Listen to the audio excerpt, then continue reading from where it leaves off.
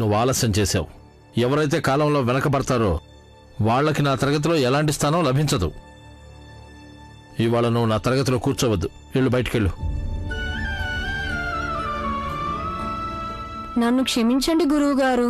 రేపటి నుంచి ఇలాంటి తప్పు ఎప్పుడూ జరగదు. క్షమించడం అది ఏమీ కుదరదని చెప్పాను కదా. ఇవాళ తరగతిలో కూర్చోడానికి వీల్లేదు. వెళ్ళు, ముందు బయటికెళ్ళు. వెళ్ళు. ఏమైంది? నేను వెళ్ళమని చెప్పాను కదా. నీ సంచి తీసుకుని వెళ్ళిపోయి ఇక్కడి నుంచి.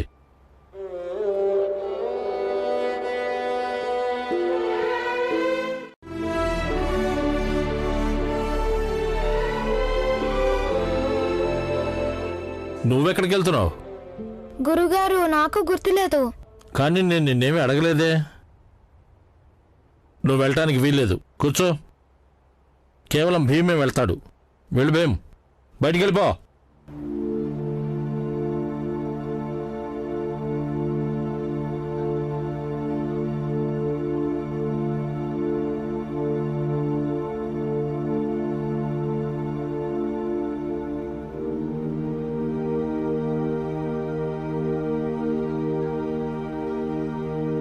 నేనేదో విధంగా డబ్బు ఏర్పాటు చేస్తాను. చూడు పురంజన్, నాకు నచ్చిన పని వెతుక్కునేంత సమయం లేదు నా దగ్గర. నువ్వు ఏ పని చేస్తావో నేను కూడా ఆ పనితోనే మొదలు పెడతాను. అయినా పనిలో ఎక్కువ తక్కువ అనేది ఏమి ఉండదు. వద్దు అనొద్దు. నీకు తెలుసుగా నాదెంత పెద్ద కుటుంబం. తిండి అయితే ఏదో ఒకటి తినేస్తాం, కానీ పిల్లల చదువులు. అలాగే భీమ్కి చదువు అంటే ఎంత శ్రద్ధో నీకు తెలుసు.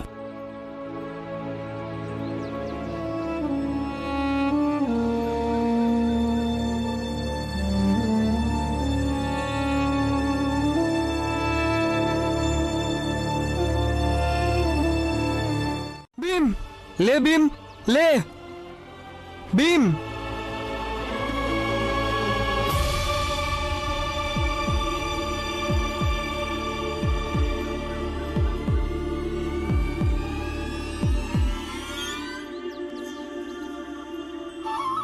భీమ్, భీమ్.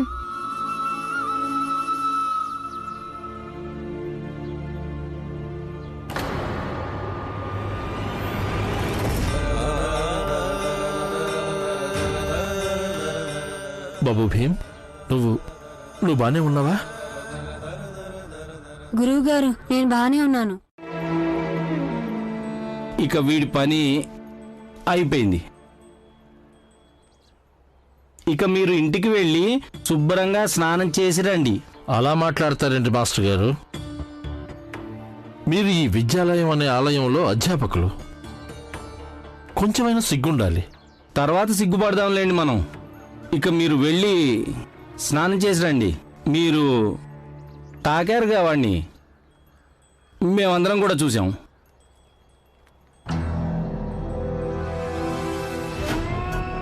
మీరు స్నానం చేయకుండా ఆ రిజిస్టర్ పుస్తకంలో సంతకం ఎలా పెడతారు? మీరు స్నానం చేయక తప్పదండి. ఆనంద్, నువ్వు వాళ్ళనేం చేయొద్దు, సరేనా? ఆనంద్, నువ్వు వాళ్ళనేం చేయొద్దు.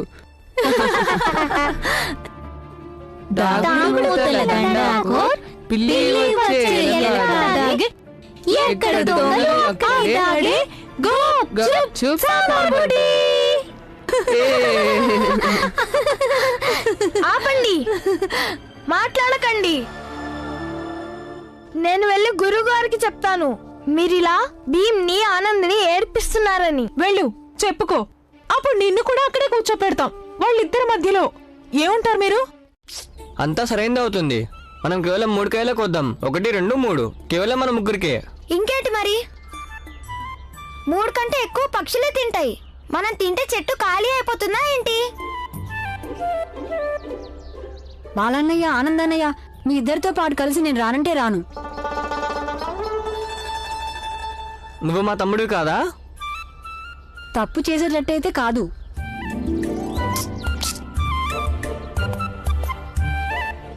భీమ్, మనం మామిడికాయలు కొయ్యొద్దు. ఆ పొలాల పక్కన చాలా చెట్లున్నాయి కదా, దాంట్లోంచి రేగిపళ్ళని కొద్దాము. పదండి. ఎవరు? కొత్త వాళ్ళు, మా తాలూకా వాళ్లే. సరే,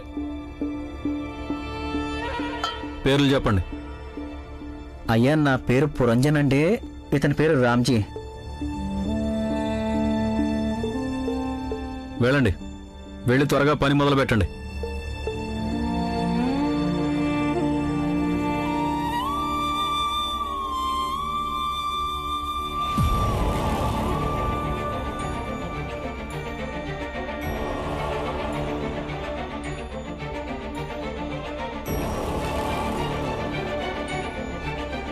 రకరకాల కులాలుంటాయా అన్నయ్య?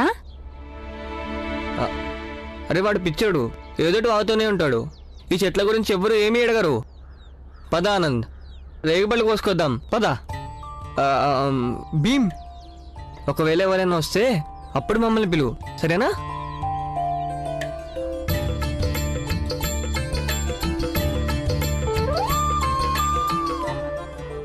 పొలం యజమాని మనల్ని చూసి నాన్నకు చెప్పాడంటే అప్పుడు అలాంటిది ఏమీ జరగదు. అందుకే నేను భీమ్ని అక్కడ నిలబడమన్నాను. ఒకవేళ ఎవరైనా వచ్చినా కూడా వాడు మనకు చెప్తాడు.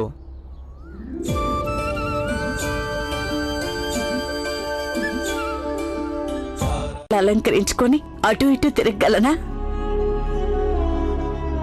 అలాంటి మాటలు మాట్లాడకు. ఈ నగలు నీ సొంతం. ఇంకా ఆడపిల్లలకు పెళ్లిళ్ళు చేయాల్సింది ఇవన్నీ వాళ్ళ కోసమే కదా. మీరిద్దరు ఇక్కడేం చేస్తున్నారు? మేమేదో ముఖ్యమైన విషయాలు మాట్లాడుకుంటున్నాం. వెళ్ళండి ఇక్కడి నుంచి. అత్త, మేము కూడా మీకు ముఖ్యమైన విషయం చెప్పాలి. అమ్మ నాన్నల సంతోషం తర్వాత పెళ్ళిళ్ళు.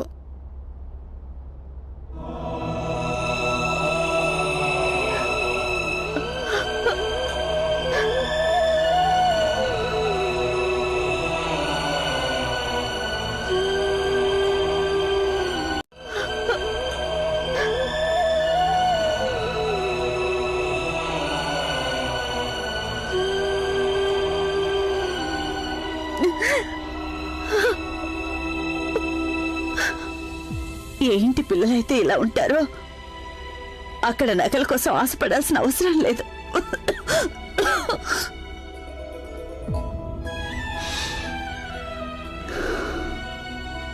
అది నిజమే కదా వదినా. వెళ్ళిరా, ఆయన రాకముందే నువ్వు వెళ్ళొచ్చేయి. అయినా ఇవి అడవి రేగిపళ్ళు, వాటిని మేకలు రోజంతా తింటూనే ఉంటాయి. ఆ రేగిపళ్ళు అడవిలోవి కాదు, మీరే అడవి మనుషులు లాంటోళ్ళు. అలాగే ఆ మేకలు పెద్దవాళ్ళ ఇళ్ళ నుంచి మేతకు వస్తాయి, మీలాగా కాదు. మీరు ఆ సుబేదారి పిల్లలు కదా. ఇప్పుడు నేను నా రేగిపళ్ళ డబ్బులు మీ నాన్న దగ్గర నుంచి వసూలు చేస్తాను. దయచేసి చెప్పేది వినండి. మీరు అడవి రేగిపల్లి డబ్బు కోసం అంత దూరం వెళ్తారా? వీటిని మేకలు తినేసి ఉంటాయి అనుకోండి. నోర్మండి, పదండి. భీమ్, నీ మూలంగానే దొరికిపోయాం. పదండి పదండి, త్వరగా పదండి. టీ చాలా బాగుంటుంది.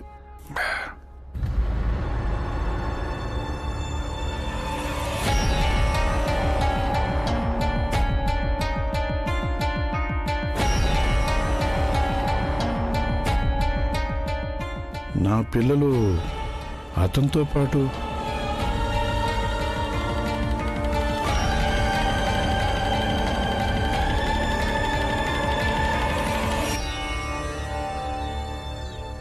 నేను మీ దగ్గరికే వస్తున్నాను. నీ పిల్లలు నా రేగుబళ్ళు దొంగలిచ్చారు.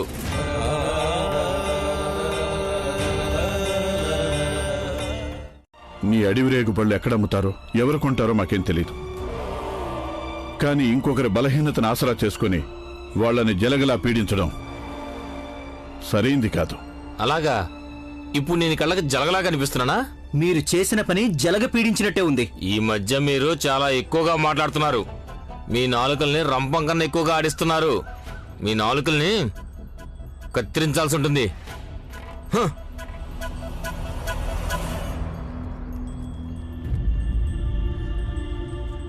పిల్లలు, మీరు రేగిపళ్ళు తీసుకుని ఎందుకు పరిగెత్తలేదు?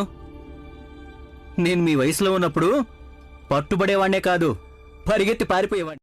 నాన్న, నిజానికైతే ఈ తప్పు మా ఇద్దరి వల్లే జరిగింది.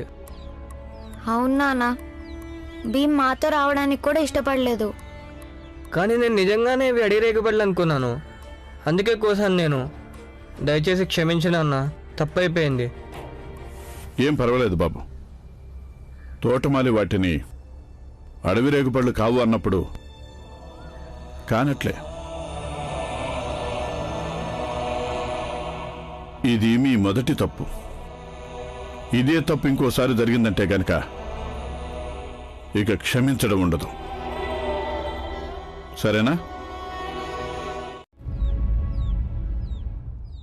గురుగారు, సమాజంలో మా స్థానం ఏదైతే ఉందో, మా కుటుంబాల్లోని వాళ్లతో వ్యవహరించే తీరేదైతే ఉందో, అలాంటప్పుడు మా కుటుంబంలోని ఒక పిల్లాడు ఆలోచించడం కూడా వద్దా? మరి జీవితంలో ముందుకెలా వెళ్తాడు? భీమ్ ఆలోచనలు వృధా కావు. ఈ రోజు నా బిడ్డ ఆలోచిస్తూ ఆలోచిస్తూ స్పృహ కోల్పోయాడు. కానీ రేపు ఈ రకంగానే ఆలోచిస్తూ ఆలోచిస్తూ సమాజంలో స్పృహ తీసుకొస్తాడు.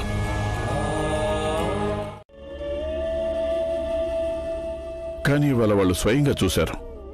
వాళ్ళ నాన్న వాళ్ళ చిన్న పొరపాటు కూడా డబ్బు చెల్లించాడు. ఇక మరోసారి ఎలాంటి తప్పు కూడా చెయ్యరు. వారికి ఏం చెప్పినా ఇక అడవి రేగు పెళ్ళేంటి? ఎక్కడైనా బంగారం కనిపించినా వాళ్ళు దాన్ని తాకరు. కేవలం ఒకే భయంతో రేపు ఎవరైనా దొంగలు అన్న నిందని వాళ్ల మీద వేయకుండా ఉండేందుకు.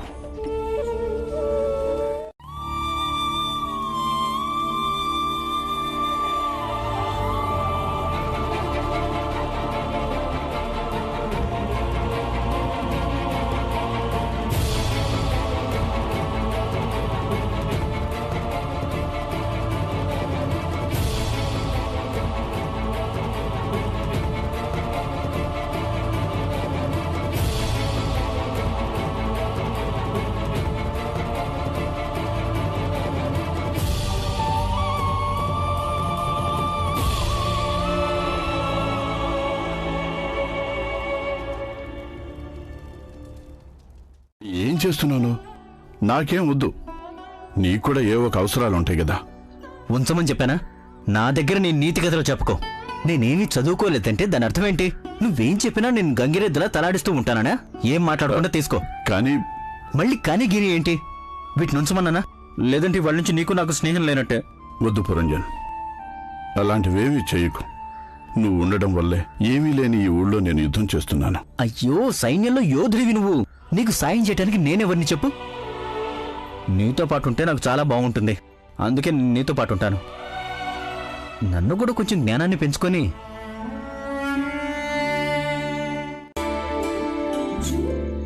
వదినా, పని పూర్తయిందా? లోపల పెట్టెలా పెట్టు. అలాగే.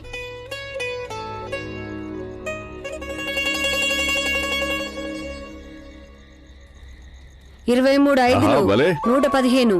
ఇవాళ నా పిల్లలందరూ కలిసి చదువుకుంటున్నారు. అవునా అన్న? మంచిది మంచిది.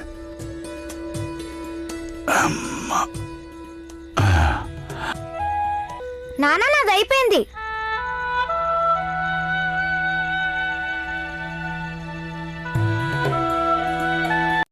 భీంబాబు, నువ్వు ఇక్కడే ఉండు. సరిగ్గా చూడండి, ఎక్కడెక్కడ ఉంటుంది. మీరు పక్కకు తప్పుకోండి. దొరికిందా? లేదు. బాగా చీకటిగా ఉంది.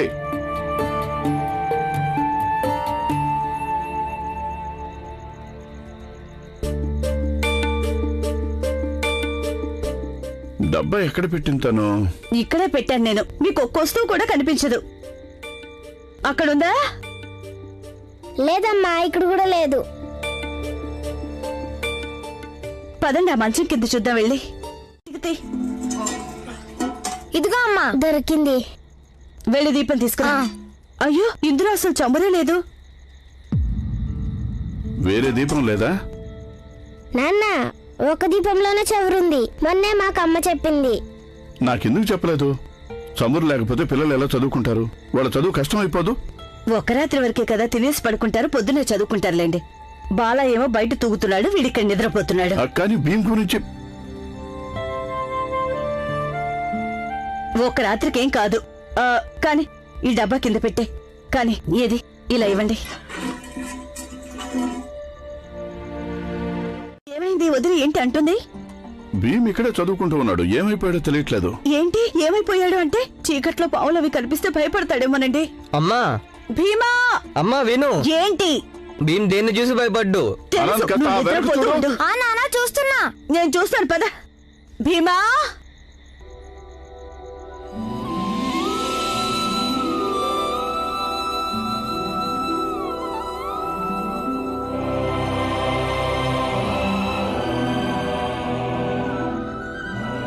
నాకు తెలిసి ఎక్కడికి వెళ్ళాడు.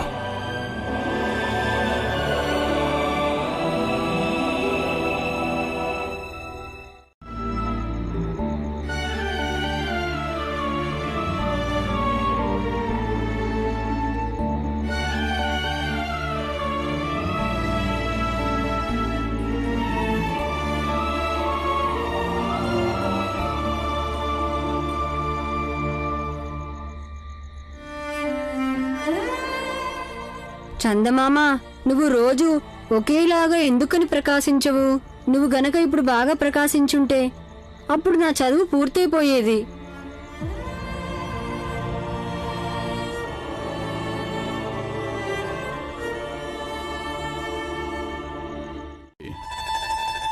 నానా, భీమెంత చురుకంటే చూస్తూ ఉండండి, అందరి వంతు చదువు వాడే చదివేస్తాడు.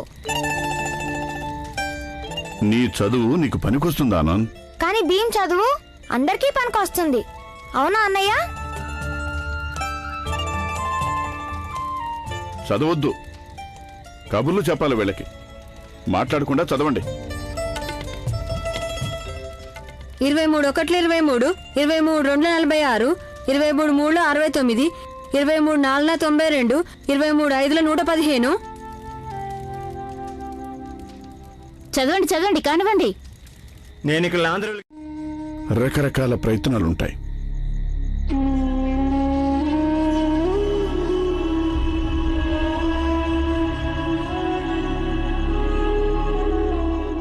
సరే భీమాబాయ్, నువ్వు ఒక పని చేయి. నాకు నేను రోజంతా పనిచేసి ఇంటికి వస్తాను. నా చేతుల్లో బొబ్బలు వస్తాయి.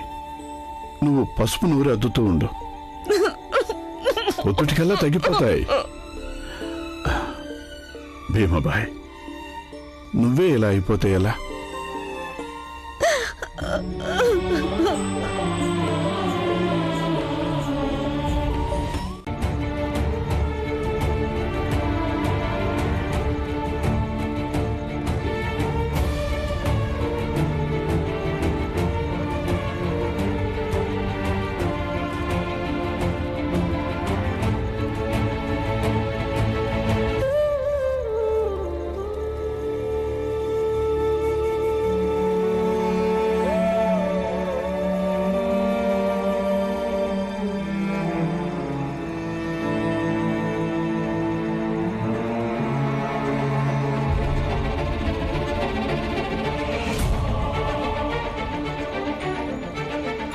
కూడా చించేస్తాము.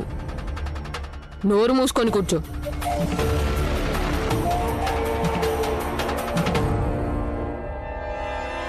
జీవితంలో ఇలాగే నిజం చెబుతూ ఉండు.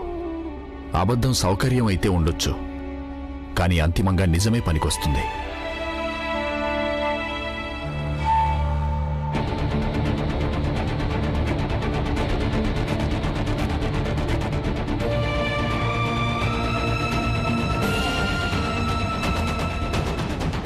ఇదిగో నువ్వు నిజం చెప్పినందుకు బహుమతి.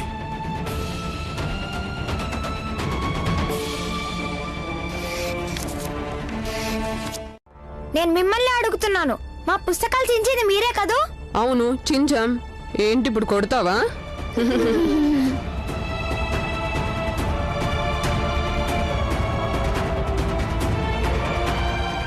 నువ్వు అలా చూస్తే మేం భయపడిపోతామా?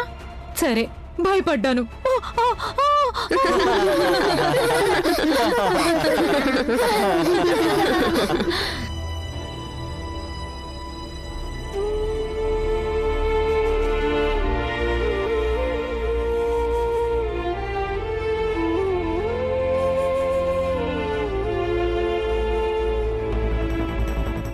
నువ్వు చేస్తున్న పని వల్ల నిన్ను భీముని విద్యాలయం నుంచే కాదు మొత్తం గ్రామం నుంచే బయటికి నెట్టేస్తారు. కానీ గురువు గారు, మేము వాళ్ళని ఏం చేశామని?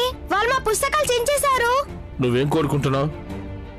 నీ చదువు భీమురావు చదువు ఆగిపోవాలనే? పారేదాన్ని పారే.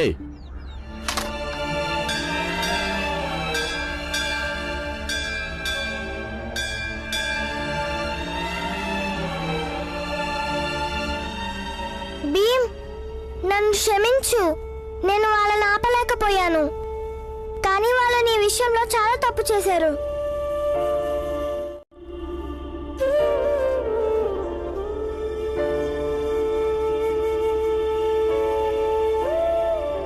గురువుగారు, అంతా కలిసి నా పుస్తకాలు చింపేశారు చూడండి. భీమ్, ఓపిక పట్టడం నేర్చుకో. దౌర్జన్యం అనేది ఎక్కువ కాలం సాగదు. పిల్లలందరూ ఇలా చేయకుండా ఉండాల్సింది. ఇది క్రమశిక్షణ రాహిత్యం. నీకు కొత్త పుస్తకాలు వస్తాయి. ఇప్పుడు నువ్వు మీ నాన్నకి చెప్పు, ఆయన నీకోసం కొత్త పుస్తకాలు కొని తీసుకొస్తారు.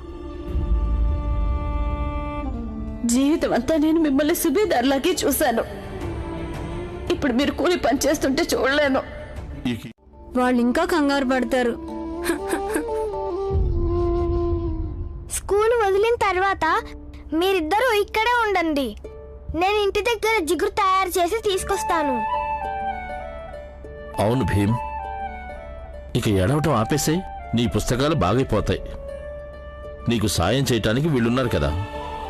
నేను ప్రిన్సిపాల్ గారి దగ్గరికి వెళ్ళి ఆ పిల్లల మీద ఇప్పుడే ఫిర్యాదు చేస్తాను. సరేనా? సరే గురువు గారు.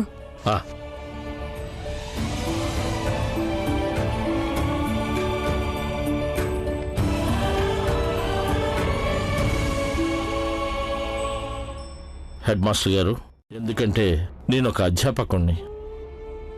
భీమరావు అనేవాడు చాలా మంచివాడు, తెలివైన వ్యక్తి. ఎవరైనా కూడా అతని గురించి ఇలాగే మాట్లాడతారు.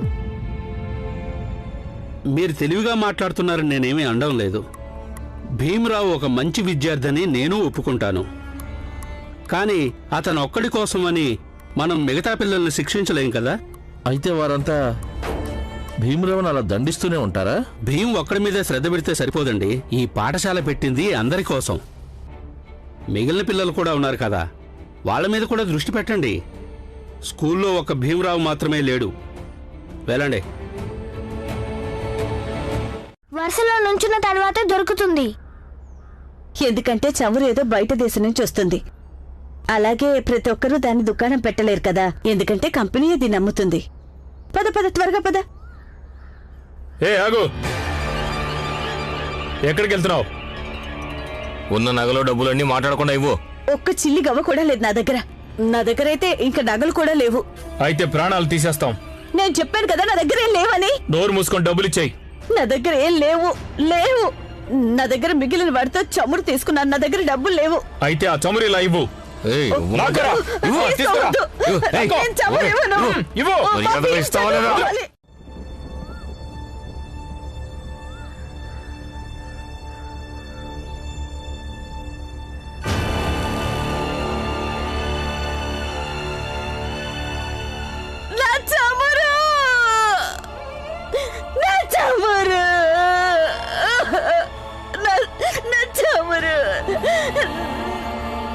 నా పిల్లలు ఎలా చదువుకుంటారు?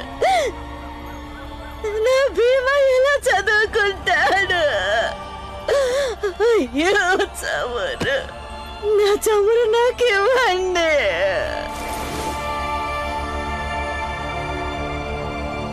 లేపుతూ ఉంటారు, అప్పుడు మాకు ఎంత నష్టం వస్తుంది? లేదు లేదు అయ్యా, మీకే నష్టం రాదు. నేను రేపు నా కొడుకును కూడా నాతో పాటు తీసుకొస్తాను. అయినా ఒక్క కూలి ఇవ్వండి. ఈ ఒక్క సహాయం చేసి పెట్టండి. నన్ను పనిలో నుంచి మాత్రం తీయకండి. సరే, ఇవాళ డబ్బులు కోసేస్తాను. ఇవాళ తక్కువ పని చేసావు నువ్వు. సేటు గారు, ఇతని బదులు కూడా నేనే మోట్లు మోస్తాను. కానీ మీరు ఇతనికి పూర్తి డబ్బు ఇచ్చేయండి. అతని బంధువు ఏంటి నువ్వు? అలాంటి బంధుత్వం ఏమీ లేదు, కానీ పేదరికమైన బంధం ఉంది కదా. సరే, ముందు నీ వంతు పని చెయ్యి, తర్వాత అతని వంతు మూటలు మొయ్యి. ఇక మీరందరూ వెళ్ళండి, మీ పనులు చేసుకోండి. వెళ్ళండి, త్వరగా త్వరగా పని కానివ్వండి. నువ్వు నాన్న ఇద్దరూ కలిసి నా చదువు కోసం ఎంతో కష్టపడుతున్నారు. ప్రతి తల్లిదండ్రులు కష్టపడతారు. లేదమ్మా, అందరు అమ్మా నాన్నలు అంతగా చెయ్యరు ఎంతైతే మీరిద్దరు చేస్తున్నారు.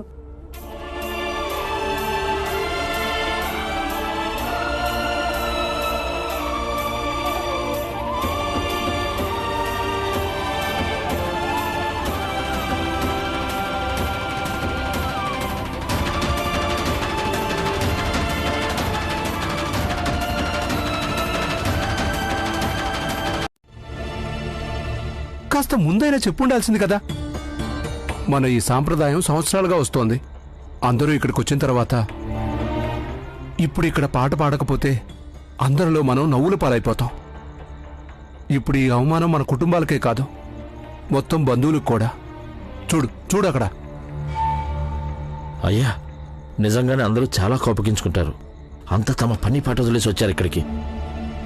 అక్కడ కూర్చున్న వాళ్ళలో ఎవరినైనా అడుగు, వాళ్ళు పాడతారేమో.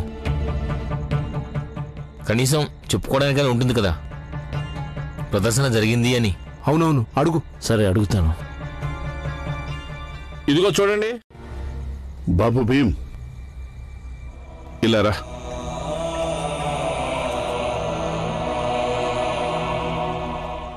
నాన్న, వాళ్ళ గాయకుడు రాలేదు, నువ్వే పాట పాడు.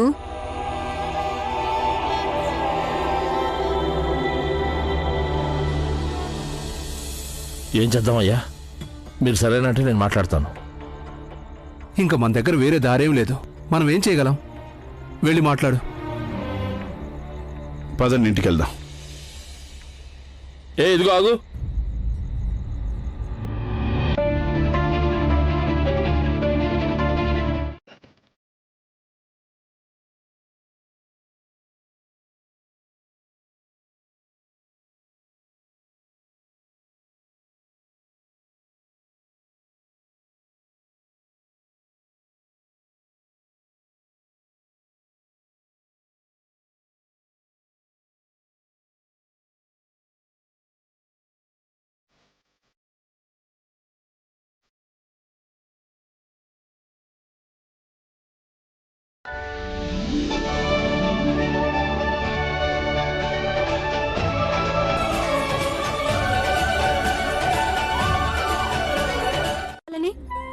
ఒకవేళ 1000 మందిలో చూపించాల్సిన అవసరం వస్తే చూపించి తీరాలి.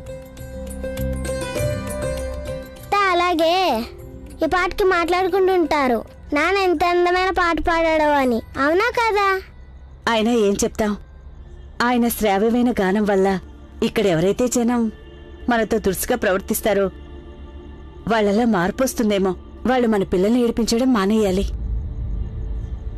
కానీ భీమాబాయ్, అందరూ నీలా ఉంటే బాగుంటుంది. ఎవరైతే నా పాటకు ముక్తులవుతారో. చాలు తినండి. అతని గొంతు బానే ఉంది, అందుకే వినడానికి చక్కగా అనిపించింది. అయినా అసలు మన గాయకుడితో కలిసి పాడేంత విద్య ఉందా ఏంటి? ఆయన వాయించేవాళ్ళు మనవాళ్లే కదా, అందుకే పని అయిపోయింది. కేవలం నువ్వు అనుకో బండి వెళ్ళిపోయిందని. అయ్యగారులో అసలు నిజమేంటంటే నా స్నేహితుడు ఎంతో చక్కగా పాడాడు, కానీ ఆ నిజాన్ని మీరు ఎలాగూ అంగీకరించరు. నువ్వు వెళ్ళి నీ పని చూసుకో, మాకు ఉపదేశాలు చేయకో. వెళ్ళి ఇక్కడిచ్చి. కానీ ఒక్కటి, కార్యక్రమం బాగా జరిగింది. ఇదైతే జరగాల్సిందే కదా. ఇంతకీ అసలు ఈ కార్యక్రమం ఎవరిది? మనదేగా. చూడు, నువ్వు మాతో అబద్ధం చెప్పొచ్చు, కానీ పైవాడు అంతా చూస్తుంటాడు. అర్థమైందా? పెద్దమ్మా, కాస్త చెమురేమైనా ఉందా? ఉందమ్మా, ఉండి తీసుకొస్తాను. అమ్మా, పంచిపెట్టడానికి తీసుకురాలేదు. సిగ్గులేనాడా, ఇంట్లో తినడానికి తిండి లేనప్పుడు వాళ్ళమ్మే మనకి సాయం చేస్తుంది. అలాంటిది ఇప్పుడు నువ్వు చమురి వద్దంటావా? చవటా. అలా నువ్వు కొంచెం టీ చెప్పచ్చు కదా. నువ్వు వెళ్ళి టీ తెమ్మని చెప్పు. బాబు కాస్త తొందరగా తీసుకురమ్మను. ఇదిగోమ్మా.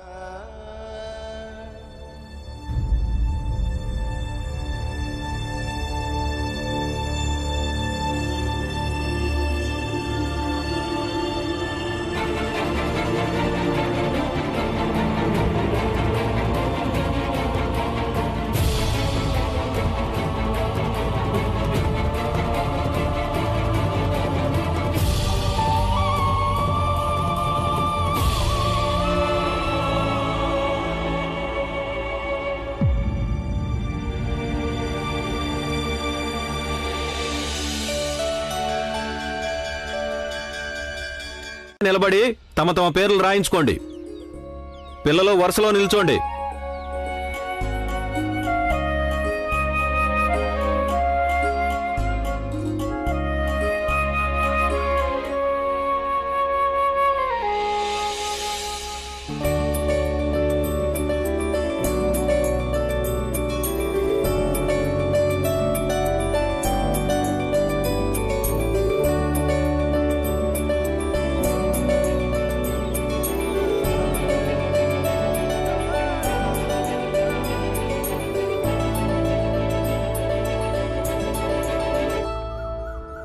చివరి పోటీ జరుగుతుందో ఆ రోజు మైదానంలోకి వచ్చి పరిగెత్తు.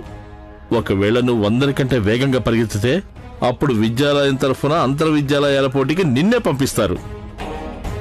పద భీమ్, పరిగెత్తడం సాధన చేద్దాం. భీమ్, నాకు తెలుసు నువ్వు ఈ విద్యాలయం చరిత్రను మార్చగలవు. నువ్వు ఈ పరుగు పందెంలో గెలవగలవు.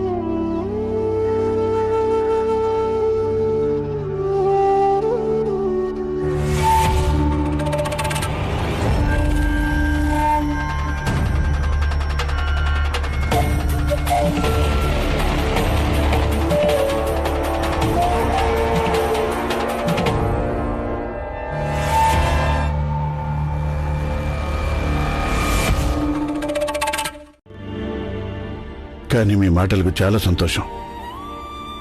ఆకలి జాతి అన్నారు, అదే మన జాతి.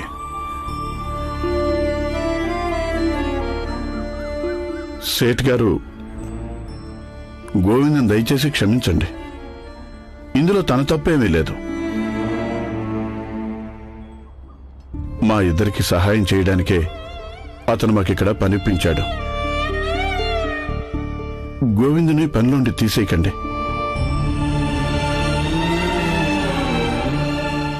మేమిద్దరం వెళ్ళిపోతాం. మళ్ళీ ఎప్పుడు ఇక్కడ కనిపించాం. లేదు లేదు, నా కోసం మీ జీవితాన్ని ప్రమాదంలో పడేసుకోకండి. మనసులో ఏదీ పెట్టుకోకండి. మమ్మల్ని వెళ్ళనివ్వండి. రామ్జీ, మీరు చెప్పారు కదా అని నేను మా కొడుకు పేరును స్కూల్లో రాయించేశాను. ఇవాల్టి నుండి వాడు స్కూల్కి వెళ్తున్నాడు. మంచి పని చేశారు. పిల్లల చదువుల కోసం మనల్ని మనం అమ్ముకోవాల్సి వచ్చినా సరే అమ్ముకుందాం. ఎందుకంటే వాళ్ళ చదువు మనల్ని ఈ బాధ నుండి బయటికి లాగేస్తుంది.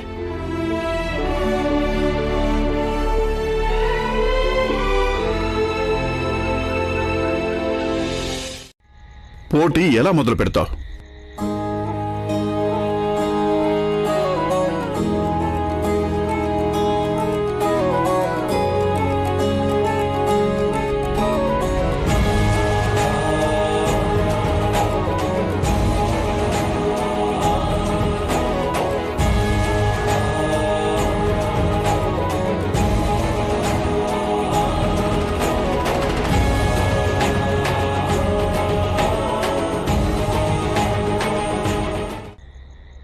అమ్మా,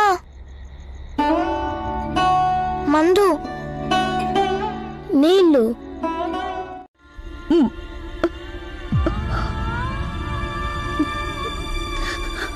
భీమా చాలా చిన్నవాడు కదా, పెద్దవాడు కావడానికి చాలా సమయం పడుతుంది కదా. అంతవరకు నేను ఉంటానో లేదో తెలియదు. అందుకే మీరు తనకు చెప్పండి, తను చాలా గొప్ప వ్యక్తి అవుతాడని. ఆ విషయం వాళ్ళమ్మకి ఎప్పుడో తెలుసు అని చెప్తారు కదా తనకి.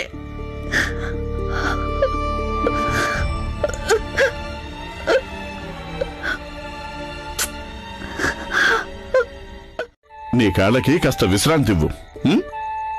పద, వేడి నూనెతో నేను నీ కాళ్ళకి మాలిష్ చేస్తాను. పద, కూర్చో. కాళ్ళు పైకి పెట్టు. కాలు ఎలా ఇవ్వు నాకు.